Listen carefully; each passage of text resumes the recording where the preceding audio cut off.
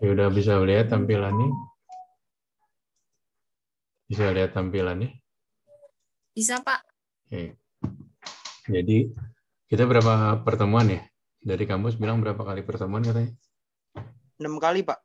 Satunya 6 ujian. kali. Oke, saya padatin ya. Jadi hotel manajemen ini kita mulai dari gimana caranya kita buka hotel ya. Gimana cara awalnya kita memilih apakah hotel itu layak dibangun atau tidak, ya. Terutama dari nilai investasinya ya. Karena kalau ada yang nggak ngerti, tolong ditanya aja ya. Makanya disebut studi kelayakan atau visibility study ya.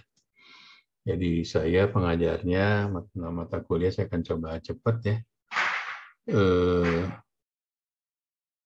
Saya sendiri di industri, GM di berbagai hotel, sekarang saya di Marriott. Sebelumnya saya juga GM di Aston, saya buka Alana Surabaya, Aston Bandung, 2 properti Aston, terus saya GM di Swiss Bell di Pondok Indah, di Swiss Bell Kemang, juga pernah dulu Arion, dan Best Western di Pondok Indah, dan beberapa hotel lain. Dan terakhir Vice President di grupnya Horizon. Ya. Oke, jadi kelayakan itu adalah, jadi kita mau ceritanya mau bangun hotel. Nih. Nah, untuk membangun hotel itu, supaya tidak terjadi resiko kerugian, kita harus bikin analisa dulu gitu loh. Apakah hotel tersebut yang akan dibangun lokasinya cukup bagus, terus kira-kira marketnya gimana gitu. Kayak kita mau bangun hotel di daerah Kemang. Kemang kan udah banyak hotel ya, kira-kira hotel mau bintang berapa nih supaya kita bisa laku, supaya nggak rugi gitu ya. Maka kita bikin namanya studi kelayakan. Jadi studi kelayakan ini dibuat, tujuannya adalah, bentar ya, ada ajan dulu. Oke, kita lanjut. Jadi tujuan dari studi kelayakan bisnis itu harus menghindari risiko rugi ya, supaya kan namanya bangun hotel itu sangat mahal, investasi tanahnya aja udah miliaran, bangunan juga miliaran, jadi supaya nggak ruginya kejeblos banget, kita harus bikin studi kelayakan. Terus ini mempermudah planning atau perencanaan, terus mempermudah juga proses pekerjaan membangun hotelnya ya, memudahkan pengawasan dan memudahkan pengendalian. Oke, kita lanjut. Nah, sebelum kita bangun hotel, kita ceritanya hotel atau restoran atau apapun ke bisnis yang akan kamu bangun. Misalnya bikin kafe atau restoran di Kemang lah yang gampang ya. Jadi kita harus bikin SWOT dulu ya. Fakta di lapangan seperti apa. Pasarnya gimana nih kira-kira. Di Kemang itu bintang 3, bintang 4, city occupancy-nya berapa gitu ya. Dulu saya waktu jadi GM di Swiss Bell Kemang, okupansi sih sebelum pandemi oke lah ya, 60 ke 70%. Terus di situ kan ada, sekarang jadi Pak Regis ya diganti, terus ada dulu ada Vape, ada Amaris, ada apa satu lagi tuh Pop yang besarnya Grand Kemang ya. Nah kita harus lihat dulu kita mau bikin hotel bintang berapa nih. Misalnya kalau bintang 2 berarti kita akan head to head sama Amaris, sama Pop gitu ya, sama yang bekas Vape dulu tuh ya. Nah 3 hotel ini akan kita benchmark. Misalnya kita bikin brand sendiri ya, bintang 2, nanti lawannya ada Amaris, ada Pop, dan ada Vape gitu ya. Dari aspek pasar gimana? Nah dulu tuh kan vape di Kemang itu kacang goreng tuh, okupansi 70%. Dulu Pak Thohir GM itu. Dia bisa okupansi 70, 90 gitu ya. Nah si ownernya happy karena bisa cepat nih balik modalnya nih, karena marketnya kuat nih. Jadi kalau bangun hotel di saat itu bangun hotel di mana? Di Kemang ya, bintang 2 atau budget hotel itu sangat ramai ya. Maka dari situ kan bangun lagi ada Amaris ya, terus lanjut ada Pop. Nah 3 hotel ini saling bersaing. Nah, kita tulis apa lagi? Oke, setelah kita mempelajari aspek pasar, berarti pasarnya tadi di Kemang oke ya, bagus berarti ya. Kita juga mempelajari kira-kira internal perusahaan kita gimana nih dari segi SDM. Nanti kalau kita pakai brand sih nggak masalah, misalnya pakai Archipelago gitu ya. Nanti misalnya brandnya either Harper atau apapun lah gitu ya. Atau pakai Tauzia, mau pakai Yellow, mau pakai Pop, atau Santika mau pakai Amaris. Yuk. atau grup pakai brand Santika misalnya pakai Amaris gitu ya. Nah, si budget hotel ini kira-kira kita compare tuh mana yang paling murah. Misalnya nawarin manajemen fee-nya misalnya 3%, tapi misal Amaris lebih murah 2%. Nah, kita sebagai owner akan pilih nih mana yang paling murah, terus brand mana yang paling kuat nih. Kira-kira brand apa yang paling kuat menurut kamu di Kemang kalau kelasnya bintang 2? Ada yang tahu? Menurut pendapat kamu, brand apa yang sekarang positioning-nya paling bagus? Ada yang tahu? Ada yang bisa jawab? Adek bisa jawab, Dek. Pop Hotel Pak, lagi bagus tuh Pak di situ Pak. Apa? Pop. Pop Hotel. Pop, tapi Pop kan itu banjir ya pas kalau hujan gede. Iya sih Pak, dia kerugiannya di situ sih banjir. Nah, itu kayak gitu-gitu. Jadi, berarti kamu head to head sama Pop. Nah, berarti kamu nanti bikin bintang 2 harus yang head to head-nya sama Pop dari produknya. Misal Pop ukurannya berapa? Misal kamarnya 14 square meter gitu ya. Nah, kamu gedein tuh 15 square meter misalnya gitu ya. Terus harganya Pop berapa? Nah, kamu juga harus bikin nanti harganya yang kurang lebih kompetitif gitu ya, supaya kamu jualannya nanti hotelnya rame. Ya. Nah, ini dari segi aspek ini. Terus aspek hukum, nah kira-kira di Kemang masih boleh nggak bangun hotel gitu kan? Karena beberapa daerah sudah penuh misalnya. Karena juga kondisi air tanah ya, misalnya air tanah di situ udah susah, jadi di Kemang udah nggak boleh bangun lagi hotel misalnya. Bintang 2 misalnya boleh, bintang 5 misalnya gitu. Nah, berarti kan kita harus cek dulu nih, jangan sampai kita pas bangun ternyata secara legal di daerah Kemang nggak boleh bangun hotel bintang 2 ya gitu ya. Terus yang lain ya dampak lingkungan ini juga, misalnya tadi ya airnya sudah habis, atau hotel kita nggak punya apa sih kalau kitchen buangannya itu ya, apa namanya, SIPA ya, saluran pembuangannya, dia harus punya kayak apa namanya buat melakukan apa, kamu tahu nggak Dek, kalau ini orang kitchen harusnya tahu istilahnya apa yang untuk kalau G-strap-nya Pak. pembuangan. Hah? G-strap. Ya dari G-strap kan nanti ke ujung, jadi nanti ada namanya uji limbah ya, uji limbah. Iya benar Pak. Uji limbah gitu. Nah kayak gitu-gitu. Jadi misalnya ada hotel, satu hotel dulu disegel karena ternyata dia di Bali lah kebanyakan uji limbahnya, dia limbahnya dibuang ke laut langsung. Nah kita nggak boleh, jadi limbah itu harus didaur ulang sampai dengan apanya itu namanya unsur B3-nya hilang. Nah ini adalah aspek-aspek yang harus kamu pelajarin kalau kamu bangun hotel. Aspek-aspek inilah yang nanti yang menentukan berhasil tidaknya hotel. Oke ya. Sampai di sini ada yang mau nanya nggak? Belum ada Pak, masih paham. Saya lanjut ya. Gampang ya. Lanjut. Nah, ini emang agak berat tapi ya penting kamu tahu dulu lah. Ini kita ceritanya mau bangun hotel nih ya. Bangun hotel di Kemang nih ceritanya. Nah, biasanya tuh biayanya tuh ini nih yang ada di apa sih yang harus kita siapin ya. Kita buat bangunnya kan konstruksinya. Ini di luar tanah ceritanya. Kita bangun konstruksinya misalnya, strukturnya, bayar arsiteknya, terus bayar mechanical engineering-nya, electrical-nya. Misalnya yang lain totalnya 70 miliar gitu ya. Terus bayar desain, arsitek, terus bayar untuk pengawasnya, pembangunannya, segala macam ya. Nah, totalnya misalnya bangun hotel, misalnya Amaris deh di Kemang, totalnya 75. Di luar dari 75 ini, kita harus bayar nih sama si Santikanya nih, technical assistant. Technical assistant tuh gini, jadi kalau kamu bangun hotel ya, kamu misalnya kontrak sama Santika mau bangun Amaris. Nah, selama periode pembangunan itu nanti orang Amaris atau orang Santikanya akan datang. Dia akan ngasih tahu model bangunannya Amaris itu bagaimana, luas kamarnya gimana. Itu jadi gambarnya nanti, gambar dari si arsitek ini harus dikonsultasiin sama si Santikanya. Santika akan ngecek, review, gambarnya harus sesuai, desain buildingnya kan udah ada standarnya, misalnya Amaris modelnya begini gitu ya. Itu namanya standar desain ya. Nah, terus waktu bangun hotel itu kan belum ada revenue tuh, kamu harus ada apa namanya working capital dulu yang modal awal ya. Jadi biasanya kita 3 bulan hotel baru buka itu kan duitnya belum ada ya. Jadi owner harus nyiapin dulu nih uang, namanya modal awal atau disebut working capital ya.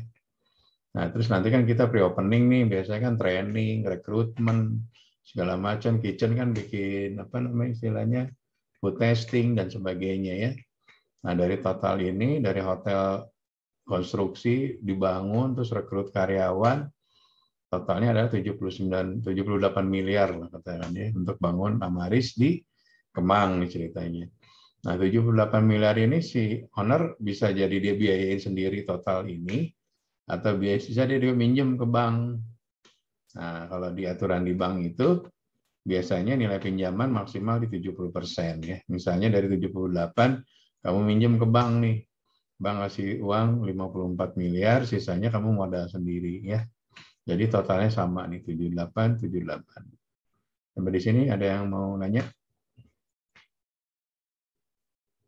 Ada yang mau tanya sampai di sini? Nggak ada, saya lanjut ya. Cukup, Pak. Lanjut. Selanjutnya, nah nanti memang ini pelajarannya rada high level, agak tinggi ya bagi mungkin yang masih di rank and file, belum nyampe SOD, tapi nggak apa-apa kamu belajar ngerti. Jadi kalau mau bangun hotel itu ribet kayak gini ya. Nah nanti si arsitek akan bangun tuh per lantai. Jadi luas basement, kalau ada basement kayak di Aston Simatupang ada basement ya. Jadi basement luasnya berapa, lantai satu luasnya berapa, sampai terusnya nanti kamarnya ditentuin tuh. Misalnya levelnya Aston itu kan brand Aston, misalnya luas kamarnya 24 gitu ya, square meter gitu ya. Tapi Fake mungkin lebih kecil, misalnya 14 sampai 18 square meter. Nah, nanti ini ngikutin standar dari masing-masing brand ya. Kalau Archipelago pakai Aston atau pakai Fake atau pakai Harper dan sebagainya. Santika juga sama, ada Santika Premier, Santika biasa, terus ada lagi apa namanya Amaris dan Kampi dan sebagainya ya. Nah ini nanti strukturnya itu akan digambar sama si arsitek. Nah terus arsitek konsultasi sama sipil. Nah waktu sebelum dibangun ini orang korporatnya datang dari Aston datang atau dari Santika datang, dia kan review gambarnya. Kira-kira kamarnya udah sesuai belum ukurannya. Terus kira-kira koridornya kekecilan nggak gitu. Karena ada kejadian kalau Amaris mungkin koridornya kecil, nggak pakai troli misalnya, bisa standarnya pakai basket sih ininya apa namanya, housekeepingnya gitu ya. Tapi kalau Aston misalnya minta minimum 1,2 gitu koridornya. Nah itu harus ada standarnya. Nah dari situ baru si arsitek bisa gambar sesuai dengan spesifikasi dari masing-masing brand gitu ya. Dari Marriott, dari Accor, atau dari Aston, dan sebagainya. Di sini ada yang dari Marriott nggak ya? Ada yang dari Nggak ada, Pak. Nggak ada ya? Nggak ada, Pak. Nggak ada. Jadi tadi ya, dari Aston, Santika, Hyatt ada ya? Terus hotel mana lagi tadi? Yudi, ketua kelasnya dari mana? Yudi dari mana? Hotel mana? Yudi? Di rumah sakit, Pak. Oh, rumah sakit. Oke, hotel Saya rumah sakit, Pak. Iya. hampir sama lah ya. Saya Santika, Pak. Karena saya dulu kerja, pegang rumah sakit di Bandung, Santosa Hospital, saya jadi direktur operasional di sana. Jadi sama prinsipnya, cuman emang lebih ribetnya di inventorinya tuh kalau di rumah sakit. Dulu kita kitchen-nya aja pakai Indocater ya, karena kan harus ada ahli gizi dan sebagainya. Kamu jadi apa di sana? Di kitchen atau di mana, Yud? Kitchen, Di Pak. rumah sakit? Di kitchen. Oh, Kitchen, rumah Pak. sakit apa? Yud? Rumah sakit Pelni, Pak. Oh, Pelni, Sleepy ya. Iya, Pak. Oke. Nah, jadi nggak apa-apa kamu belajar soalnya anggap juga ini bangun rumah sakit lah gitu. Kalau rumah sakit itu lebih spesifik lagi nanti ada ruang operasi, ruang bedah dan sebagainya ya. Tapi at least membangunnya sama, harus ada studi kelayakannya. Bedanya kalau di hotel kan ada okupansi, rumah okupansi, kalau di rumah sakit ada bor ya, bed occupancy rate. Prinsipnya hampir sama. Yang membedakan marketnya, yang satu orang sakit, yang satu orang sehat itu ya. Sampai di sini ada yang mau nanya untuk gambar dan sebagainya? Nggak ada ya. Saya lanjutnya. Memang saya ngaku ini pelajaran pertama ini rada-rada berat ya, tapi at least ini buat pengetahuan aja ya. Jadi kamu tahu kalau membangun hotel, membangun restoran, prinsipnya sama, rumah sakit sama. Kita harus bikin studi kelayakan dulu. Bikin restoran juga kira-kira di Kemang mungkin restoran apa yang kira-kira bisa jualannya laku, kan harus ada analisanya dulu ya, nggak bisa langsung bangun tiba-tiba ternyata di situ udah banyak misalnya Western restorannya, udah banyak apa namanya Chinese atau Asian restoran dan sebagainya ya. Nah nanti si arsitek dan sipil akan bangun perluas lantai kamar ukurannya yang tadi ya. Ini kayak Aston nih Simatupang, ukurannya ada yang kamar paling rendah misalnya di Lux itu ukurannya 22,5 square meter. Nah di lantai ini ada 44 kamar. Nah ini akan dihitung nih masing-masing lantai ini 44 berarti ini satu level lama ini sama level ini sama identik disebutnya. Jadi gambarnya akan sama, ini tinggal ngopi ke atas atau ngopi ke bawah sebagainya. Nah luasan ini harus dihitung nanti ada juga aturannya dari DKI itu. Jadi misal kamu tanah 1000 meter, kamu 1000 tuh nggak bisa langsung dibangun 1000. Nanti ada koefisien denah bangunan, koefisien besarnya bangunan itu. Jadi bangunan di DKI itu misalnya KDB-nya misalnya ya 60% itu. Berarti kamu hanya bisa bangun 40% tuh. Jadi dari 1000 itu yang jadi gedung 40%, sisanya harus ruangan terbuka gitu ya. Itu aturan-aturan dari pemerintah daerah masing-masing berbeda-beda ya. Di Bandung beda, di Jogja beda, di Bali juga beda. Kalau di Bali ada spesifikasinya kan tidak boleh ketinggiannya misalnya di atas apa sih namanya pura ya. Dan itu ada aturan-aturan masing-masing daerah punya aturan spesifik ya. Sampai di sini ada yang mau nanya nggak? Nggak ada, gampang ya. Yang penting kamu tahu dulu lah ini. Nah ini total kamar akhirnya. Ceritanya kita bangun tadi Amaris, ada jumlah kamarnya itu ada berapa nih? Total kamarnya 170. Oh sorry, ini total bed kamarnya berapa sih? Luas kamar, jumlah kamarnya 169. Aston Simatupang berapa? 200 berapa? 230 Pak yang masih bisa dipakai, sisanya ada yang lagi direnovasi juga. Oke, nah katakanlah ini misalnya Aston lah ya, Aston membangun 169 kamar, terdiri dari twin-nya segini, double-nya segini. Ada yang tahu nggak twin itu apa sih? Ada yang ngerti nggak twin apa? Ada yang dari housekeeping nggak di sini? Bed kecil Pak, tapi 2. Oh ini. Itu kamu di housekeeping atau di mana kerjanya? Housekeeping Pak. Oh, jagonya ya. Nah jadi twin ada twin, ada double bed ya.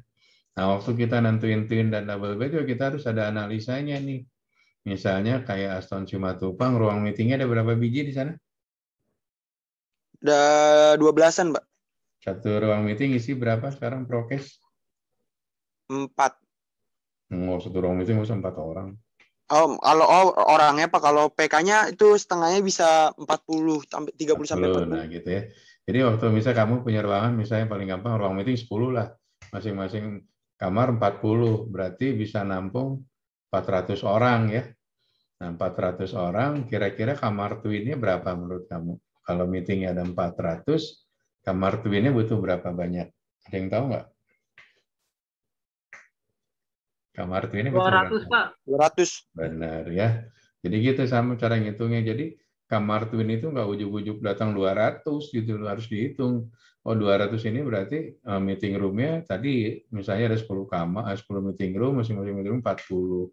Berarti 400 setengahnya 200, berarti masuk ke kamarnya yang twin gitu ya. Terus restoran juga, ada yang di restoran yang tadi dari room service ya. Nanti restoran juga seating capacity-nya ngikutin ini gitu loh. Minimal 70% dari total tamu ya. Misalnya kamarnya 169. Saya gampang kamarnya 100 lah gitu ya. Biasanya satu kamar diisi ada yang 2 orang, ada yang 1 gitu ya. Ambillah misalnya 70%-nya diisi oleh 2 orang. Nah, berarti nanti seating capacity-nya minimal jumlah kamar dikali jumlah yang tadi okupansi 70% itu adalah seating capacity-nya. Jadi restorannya seating-nya harus ada misalnya tadi dari 100 kamarnya misalnya yang twin 50 lah ya. 50 kali 2 100. 70%-nya berarti 70. Jadi minimal 70 minimal ya, minimal 70 kursi. Karena kan kalau orang meeting kan makannya serentak ya. Meetingnya jam 9 pagi, orangnya turun makan jam 8. Tapi kalau yang restorannya di resort mungkin makannya nggak serentak, bisa rada siang dan sebagainya. Jadi kursinya bisa dikurangin dan sebagainya ya. Nah ini jadi makanya waktu kita bikin hotel itu ada teknisnya, nggak bisa. Banyak beberapa owner bangun hotel kejadian gitu, misalnya bangun hotel antara meeting room sama restoran nggak nyambung. Giliran meetingnya penuh, restorannya kurang kursinya, pakai kursi bangket gitu ya. Tapi kan jadi jelek ya, ada round table, ada kursi bangket gitu ya. Jadi nggak proper gitu kan. Nah yang benar itu kan seating capacity-nya tidak kurang dan tidak kebanyakan. Gitu. Nah ini yang susah tuh menentukannya. Nah, banyak owner nyari murah dulu ya dikurangin dulu gitu. Tapi asal space-nya masih ada sih fine. Kalau space-nya nggak ada nih problem gitu ya. Oke, sampai di sini ada yang mau tanya? Gampang ya bangun hotel ya. Ada yang mau nanya nggak?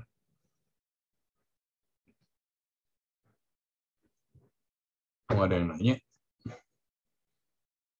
Saya ngajar tempat lain banyak yang nanya, di sini nggak ada yang nanya. Ya sudah. Ini luasan lahan ya, nanti kamu lihat luasan lahannya. Ini yang tadi saya bilang KDB, KLB. Masing-masing daerah beda-beda ya. Jadi ini adalah pemanfaatan bangunannya berapa persen. Di DKI sama di Jawa Barat, sama di Jogja, di Bali beda ya.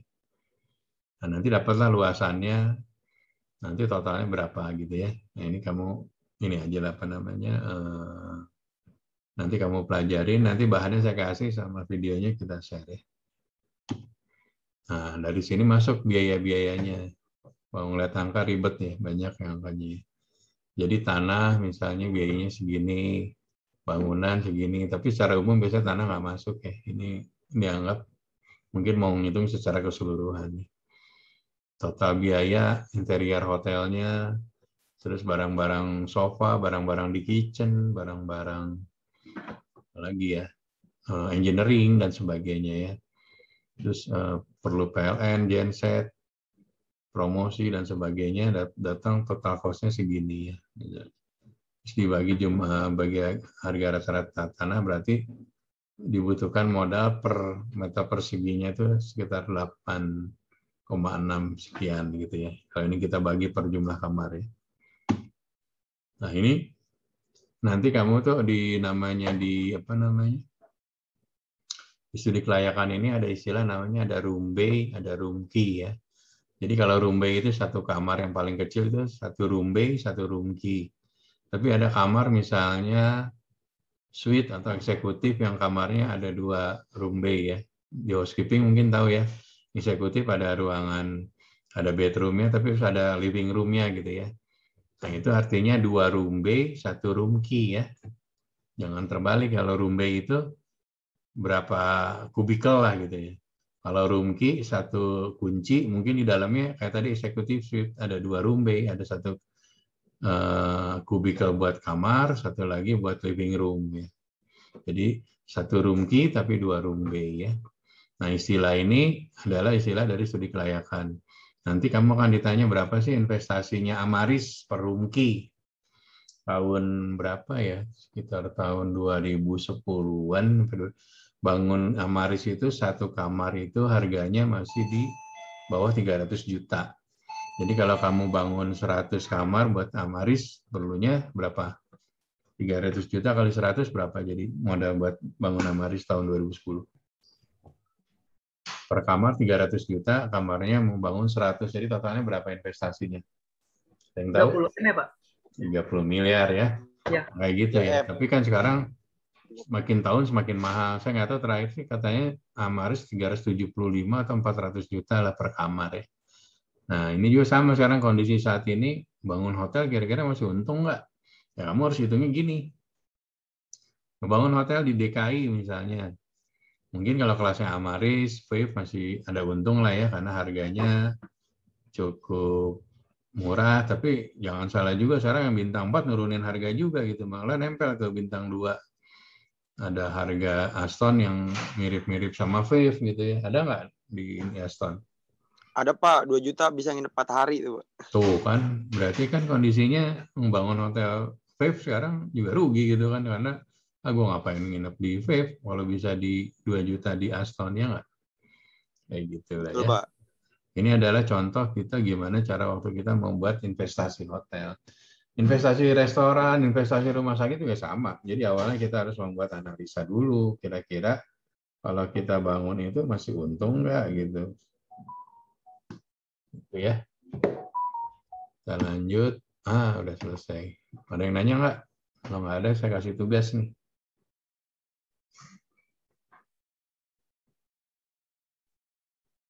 Yakin nggak ada yang nanya? Oke, karena mata kuliah ini online, terkadang efektivitasnya emang agak kurang. Maka akan kita tambah dengan tugas ya, supaya nambahin nilai gitu ya. Oh ya, saya lupa. Absensinya udah dikasih belum sama si Pak itu? Tolong absennya di ini ya, nanti saya kasih ini dulu, apa namanya, linknya.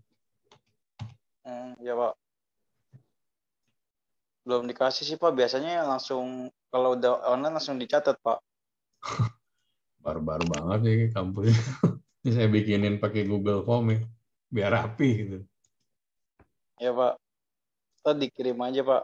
Nih Ke saya Google. ini saya simpan di itu tuh, saya simpan di chat ya. Nanti kamu pada apa namanya?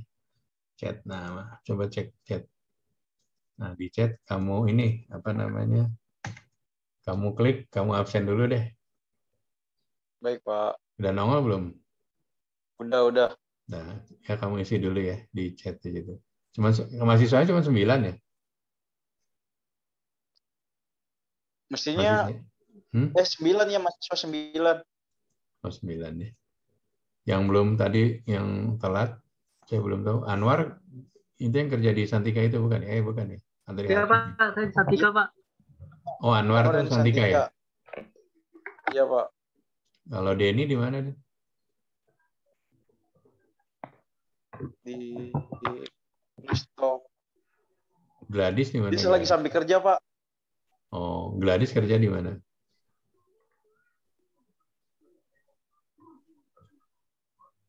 Ruth? Ada Gladys Ruth? di Coffee Shop Pak. Gimana? Kalau Ruth di Hyatt dia. Grand Hyatt. Kalau Gladys Di Coffee Shop Pak. apa? Coffee Shop. Coffee shop hotel atau di? Bukan. Enggak. Bukan hotel Pak. Outlet Pak, outlet. Oh, outlet. Kalau Titin di mana Titin? Di Hotel Greta Keso, Pak. Oh, yang tadi ya, yang kemarin. Iya. Oke, udah absen semuanya? Sudah, Pak. Yang lain udah absen ya? Pak. Nah, ini jangan lupa nih ada tugas yang terakhir itu mana ya?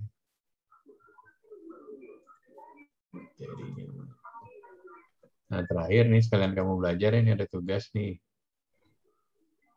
Mention and explain aspek apa yang tadi saya terangin ya. Ntar kamu mau pakai bahasa Inggris lebih bagus, saya akan nilainya lebih. Bahasa Indonesia yang apa-apa. Nah, ini tugasnya ini kamu email ke saya ya. Email ke sini ya. Kelihatan ya? Kelihatan nggak? Pak. Kelihatan ya? Kelihatan, Pak. Oke. Di subjek email, kamu tulis kampusnya, jangan ketukar ya. Saya kan ngajar di kampus lain juga untuk yang S1 ini. Kampus kamu kan Poltek Internasional Jakarta, / aja itu ahli jenjang hotel manajemen ya. Tolong subjeknya ditulis karena saya Outlook-nya pakai foldernya otomatis. Jadi kalau ada tulisan Poltek dia akan masuk ke folder Poltek Internasional, masuk ke foldernya itu ya, supaya nggak ketukar ke kampus lain. Ya, jadi ini tugasnya ini, question-nya ini kamu terangin tentang 4 aspek tadi. Terus nanti di email paling telat minggu depan. Berarti Jumat depan ya. Sampai sini ada yang ditanya, sorry tadi kita berapa kali pertemuan, apa saya langsung tambahin satu lagi? Berapa kali pertemuan tadi kita lupa? 6 kali, Pak, termasuk ujian. Ya udah saya tambahin dulu deh satu. Mumpung ada waktu ya. Materi keduanya. Di sini anak Evo siapa ya? Nggak ada anak Evo ya? Nggak ada, Pak. Oke. Tampilannya udah nongol belum front office management? Belum Pak. Belum ya? Front office mana?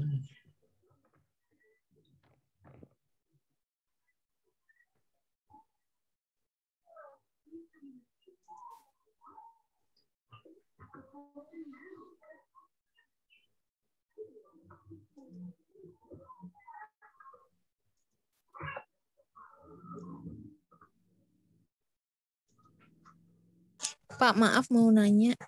Silakan. Pak, materi yang tadi di-share ke Classroom juga nggak, Pak? Ya, nanti di-share saya. Ini kan saya rekam, nanti saya kirim juga ya. Baik, Pak. Terima kasih. Yuk, ini nge-share-nya gimana?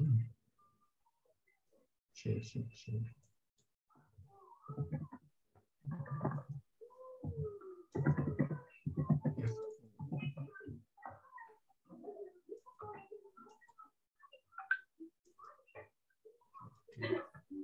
Pak, tugasnya dalam bentuk Word aja kan, Pak? Oh, Word aja di email ya. Nanti dalam bentuk Word pakai Word aja. Oke, tampilannya udah nongol belum yang front office? Udah ya? Sudah, Pak. Oke, jadi topik kedua kita belajar tentang front office. Tadi kita ceritanya udah bangun hotel, udah tahu ngitungnya, sekarang kita belajar tentang front office ya. Nah, front office, karena di sini nggak ada yang orang front office ya, jadi waktu kita bangun hotel kan tadi, kita mau bangun hotel di Kemang lokasinya. Jumlah kamarnya kira-kira berapa tadi udah pilih, mungkin kita mau pakai Wave lah katakanlah dulu ya. Terus pemilikannya berarti kita punya sendiri, terus nanti harganya berarti kita main di harga budget ya. Misalnya dulu tapi Wave itu harganya yang di Kemang lumayan tertinggi ya di Indonesia, bisa 500 sampai 700 tuh. Nah, nanti tipe-tipe kamarnya, tipe-tipe tamunya seperti apa? Ada long stay nggak daerah situ? Ada yang tahu nggak long stay artinya apa? Long stay artinya apa? Nginep jangka panjang ya, Pak? Kayak 30 betul. hari. Jadi orang yang stay lebih dari 2 hari atau lebih sehari, misalnya kita batasin 7 hari ya masuk long stay gitu ya. Nah, masing-masing hotel beda-beda, ada yang batasin 10 hari, 12 hari kategorinya gitu ya. Nah, terus kira-kira kalau Wave kan karena bed and breakfast, ya kita bangunnya cuma kamar, tapi kan sekarang suka ditambahin meeting room gitu ya. Esensinya kan namanya budget biasanya bed and breakfast ya, kamar sama breakfast doang. Tapi karena di Kemang banyak juga tamu-tamu corporate, si owner nego tuh sama Archipelago, bisa nggak ditambahin meeting room gitu ya. Nah, sebenarnya kualifikasinya sebenarnya secara jujur itu bukan bintang 2 lagi. Harusnya masuk ke bintang 3 karena ada meeting room. Malah kalau nggak salah di atasnya dikasih sky rooftop deh kalau nggak salah terakhir saya ke sana tuh ya. Nah, jadi kategorinya seperti itu. Kalau kita bangun tadi studi kelayakannya, terus akhirnya kita bangun misalnya Wave gitu ya. Nah, lokasi hotel itu berbeda-beda ya. Ada yang di area kota, di downtown, atau di pinggiran, misalnya di pinggiran Jakarta, berarti di Tangerang, Bekasi, dan sebagainya. Resort, misalnya di Bali, atau di yang kayak resort di mana lagi selain Bali? Ada yang tahu nggak di mana? Yang hotel tipe resort adanya di mana aja? Yang tahu? Belitung, Pak. Nah, Belitung ya bisa ya. Pokoknya daerah-daerah wisata ya. Kalau airport, hotel apa yang ada di airport? Dekat-dekat bandara, Pak. Nah, hotel apa ada yang kamu tahu? Swiss Bell ada, Pak. Oke, ada Swiss Bell Airport ya di situ ya. Nah, yang terakhir sekarang yang lagi ngetren itu camps, glamping ya. Sekarang dengan habis selesai prokes itu, kita bisnis yang paling lagi menarik glamping nih. Kalau orang mau stay aja kayak di Lembang, Bandung tuh glamping yang menarik ini ya, yang mewah itu kita booking itu bisa 3 bulan sebelumnya gitu ya. Nah, ini bisnis yang sekarang lagi menarik namanya glamping ya, atau camps ya. Karena memang kondisi kan habis prokes orang pada bosan ya, pengen tinggal di alam. Salah satunya camps ini. Nah, number of room. Nah, dulu PHRI bilang kamar bintang 5 itu harus di atas 300 kamar, tapi kan ternyata sekarang enggak ya, kayak Dharma Wangsa ya. Dharma Wangsa sebelum sekarang kan jadi Marriott ya, jadi JW Marriott Dharma Wangsa. Dulu itu dia dapat bintang 5. Padahal menurut PHRI kalau aturannya kamarnya harus di atas 300 gitu ya. Tapi kan si Dharma Wangsa itu semua kamarnya suite semua gitu ya. luasnya gede-gede kalau nggak salah 50 square meter gitu ya. Terus restorannya fine dining, ada lebih dari satu restoran gitu ya. Ada ballroom dan sebagainya, makanya dia ngambilnya bintang 5 gitu ya.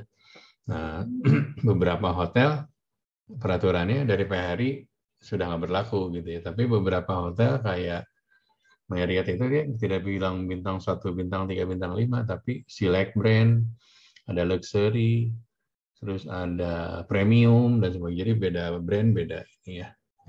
Oke, sampai di sini ada yang mau nanya nggak? Kalau Mulia kamar berapa banyak kira-kira? Hotel Mulia, tahu nggak berapa kamar yang jumlahnya? 101 sampai 300, Pak. Hotel Mulia Senayan berapa kamar totalnya? Tahu nggak? Di atas 300 ya, Pak? Lebih lah. Dia 500-an bukan sih, Pak? Dulu tuh sebenarnya waktu buka Asian Games itu kita bikinnya kalau nggak salah sampai 1.000 gitu loh.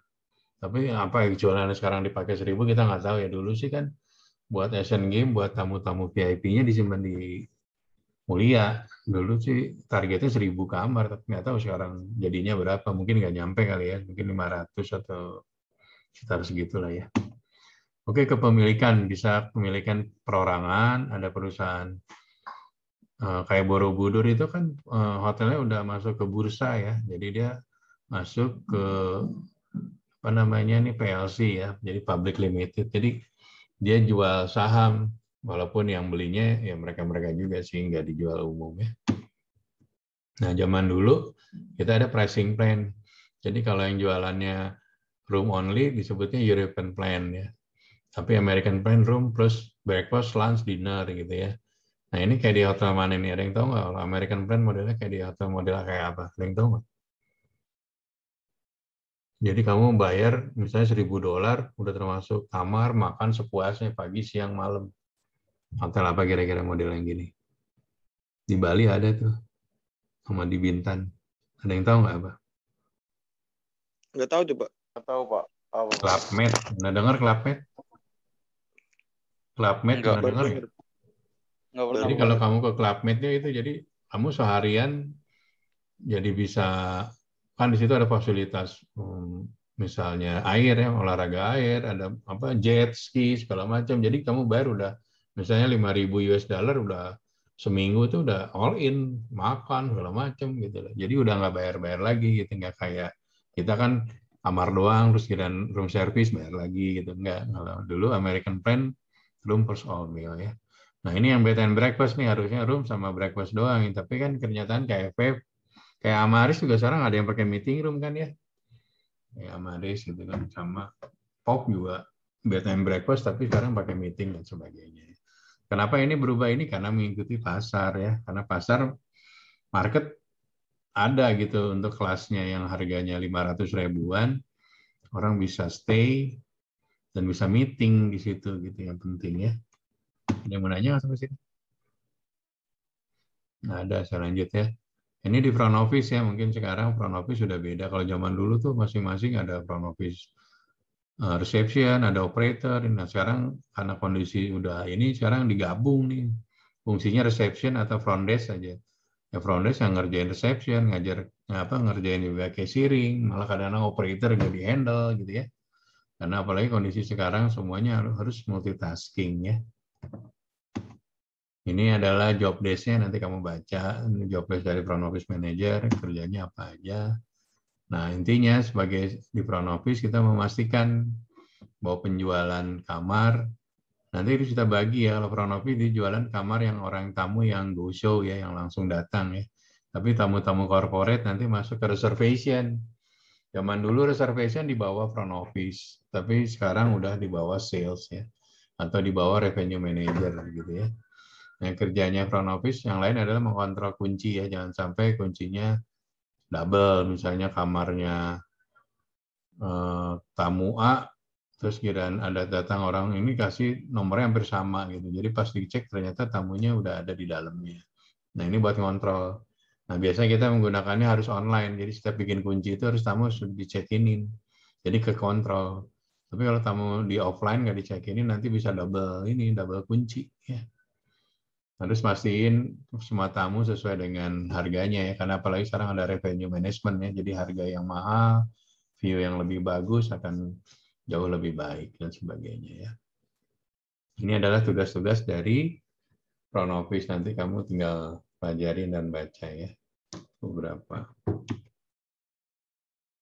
Nah, prinsip dari reservation, karena dulu reservation masih under EVO, jadi ini ceritanya soalnya ini under EVO, tapi secara prinsip sekarang ini reservation di bawah sales, tapi kerjanya sama, yaitu membooking kamar ya. Kamar yang booking buat bulan depan, minggu depan, tahun depan, sama reservation di posting ya. Nah, pastiin istilah di hotel itu perishable. Ada yang tahu nggak istilah kamarnya perishable? Ada yang tahu nggak apa artinya perishable? Room is perishable. Ada yang tahu nggak artinya apa? Ada yang tahu nggak? Perishable itu artinya gini, kamar kalau hari ini nggak kejual, sekarang tanggal 10 nih, tidak terjual, itu tidak bisa dijual di tanggal besoknya. Maksudnya revenue-nya tetap di tanggal 10 nggak bisa. Besok udah masuk ke tanggal 11 kan, gitu ya. Maka disebutnya perishable. Jadi pada pas jam 12, waktu net audit cut off, kamar tanggal 10 udah selesai. Adanya nanti kamar tanggal 11 revenue-nya ya. Maka disebutnya perishable. Oke, kita anak Evo juga harus menjual upsell ya. Jadi kamar yang tadinya bookingnya deluxe, terus sama kita coba bujuk, Bu, Ibu nambah 100.000, nambah 200.000, kita upgrade Bu kamarnya ke Grand Deluxe atau Executive Suite gitu ya. Nah, ini adalah untuk meningkatkan penjualan. Nah, biasa kita sebagai front office bikin lomba tuh anak-anak Evo supaya upsell ya. Nah, terakhir kita kerjasama dengan jasa marketing untuk mastiin semua, terutama grup ya. Banyak kejadian yang overbooking. Ada yang tahu nggak overbooking artinya apa? Ada yang tahu nggak overbooking?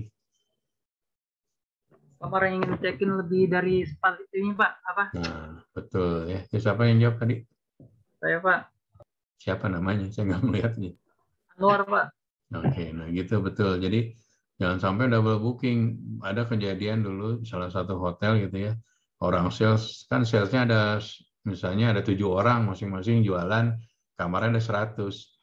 Orang booking, ternyata yang booking lebih dari 100. Nah, reservation itu harus nge-backwash, artinya mengecek gitu, jangan sampai overbooking.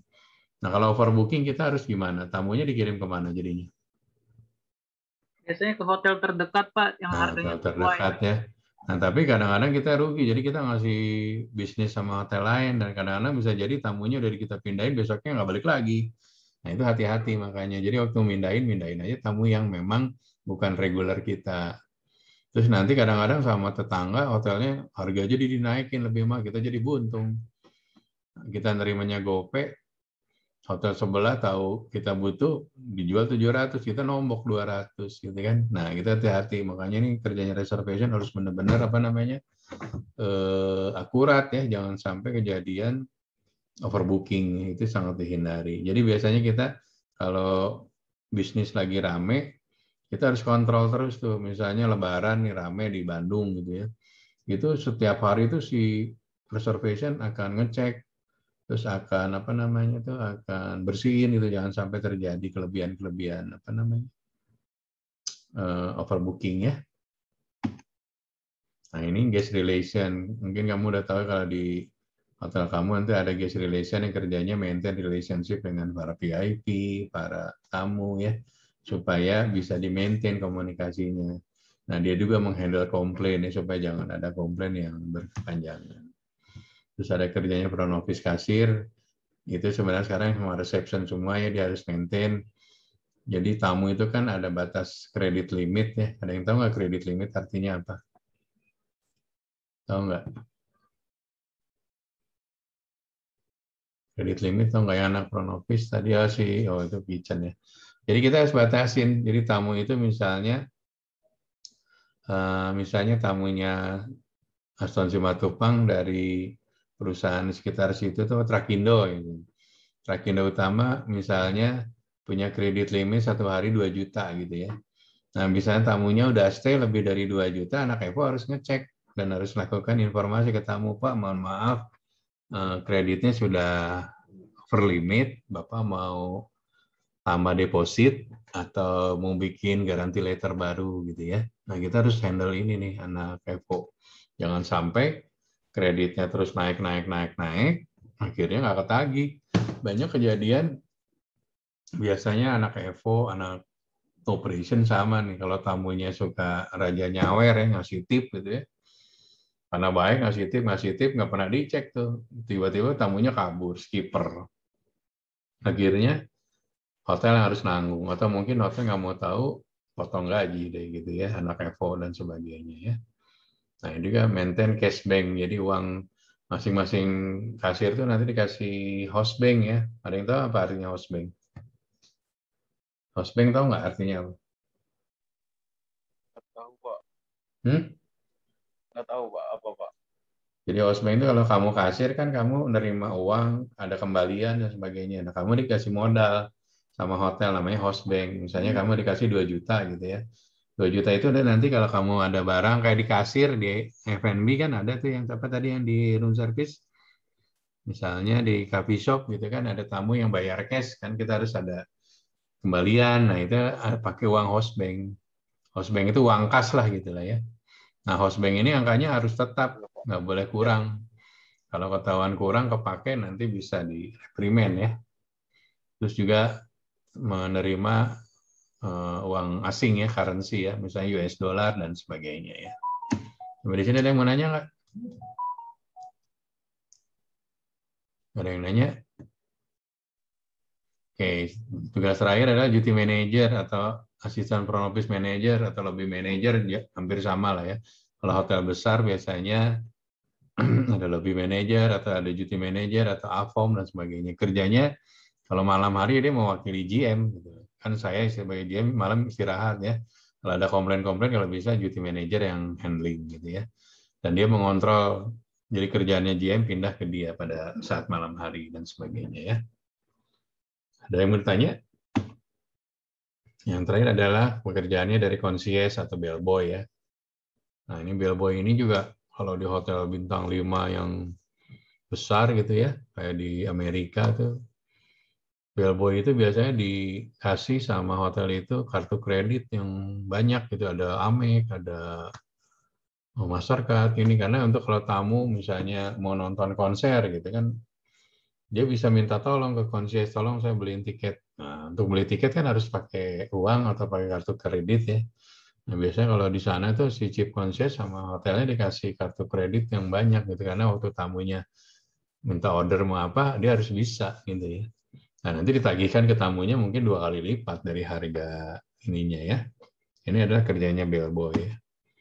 Nah, bellboy juga harus hati-hati untuk luggage handling ya. Kadang-kadang ada barang yang lama nggak diambil tamu gitu ya. Jangan sampai terjadi ada satu kejadian di hotel di mana tamunya sudah check out 4 bulan yang lalu dan kemarin baru sadar ternyata ada tas di situ. Ternyata tas itu berisi peralatan penelitian gitu dan harganya sekitar 400 juta gitu ya. Si tamunya juga lupa hilangnya di mana gitu kan.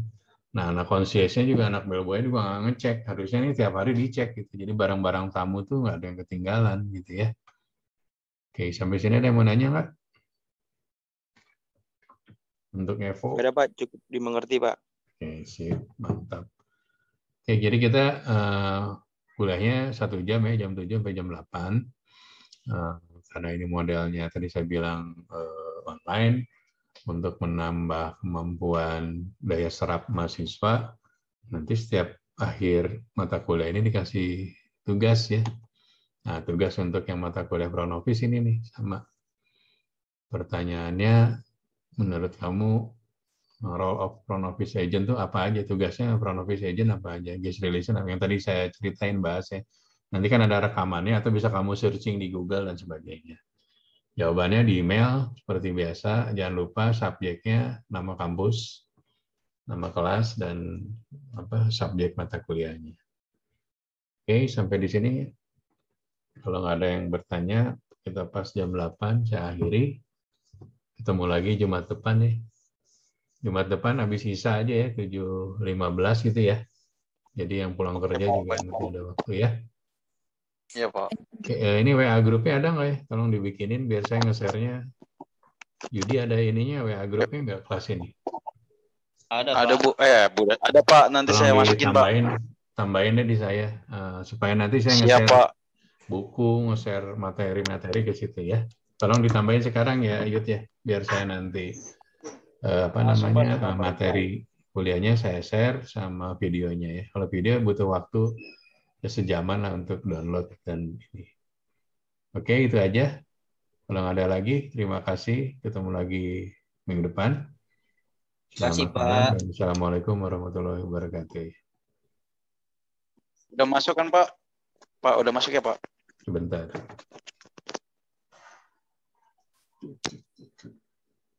Oh, kelas karyawan JIS ya. Oke, udah masuk ya. Sip, thank you ya. See you next week.